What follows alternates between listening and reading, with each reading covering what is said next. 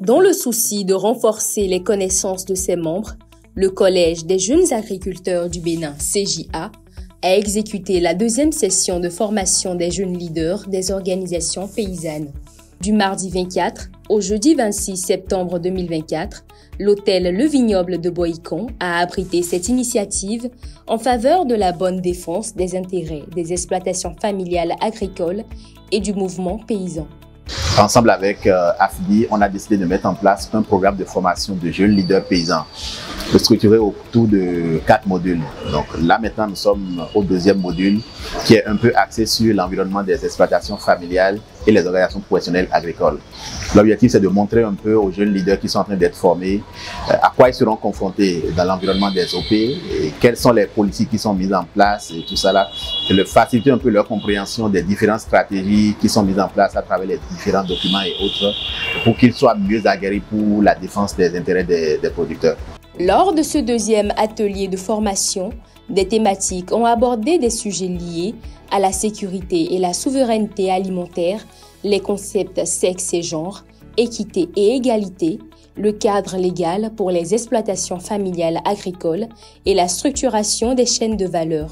Aussi, des échanges sur les changements climatiques et la marche vers une transition agroécologique ont été mis en avant, ce qui a permis aux leaders de donner voix à leurs préoccupations, mais surtout de prendre connaissance des différents instruments légaux qui favorisent l'intérêt des exploitations familiales agricoles. Nous avons parlé des dispositions qui sont prises. Par exemple, la stratégie nationale de conseil agricole qui privilégie un type de conseil destiné aux exploitations agricoles.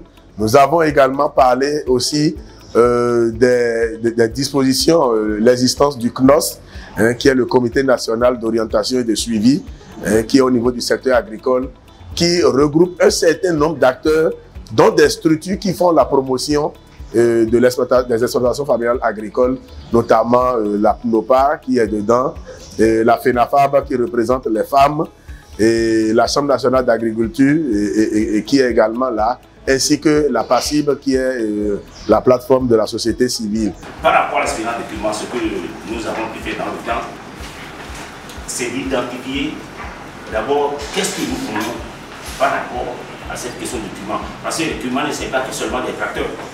Je crois que nous avons ça a commencé par les tracteurs, mais il n'y a même pas que les tracteurs.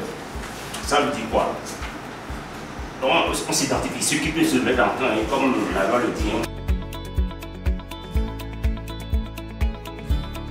Suite aux échanges interactifs, aux différents partages d'expériences avec des élus et des multiples connaissances reçues, les leaders ont exprimé leur grande satisfaction. J'ai eu de très bonnes impressions car c'est une journée vraiment qui nous a permis également, comme je l'ai dit, de revivre la première section et également d'approfondir également les questions sur l'aspect genre, sur la sécurité alimentaire et également la souveraineté alimentaire. Je les remercie pour dire de prendre courage parce que nous les acteurs qui sont sur le terrain et nous sommes aussi les leaders. Et on va porter le chapeau pour qu'on puisse partager l'information au niveau de nos pairs à la base. Je suis satisfait, je me sens heureux de participer ou bien d'être retenu pour cette formation-là. Et je pense que si ça n'existait pas, il fallait l'inventer. Par ailleurs, ils sont vivement appelés à la restitution de ces enseignements à leurs pairs des organisations paysannes.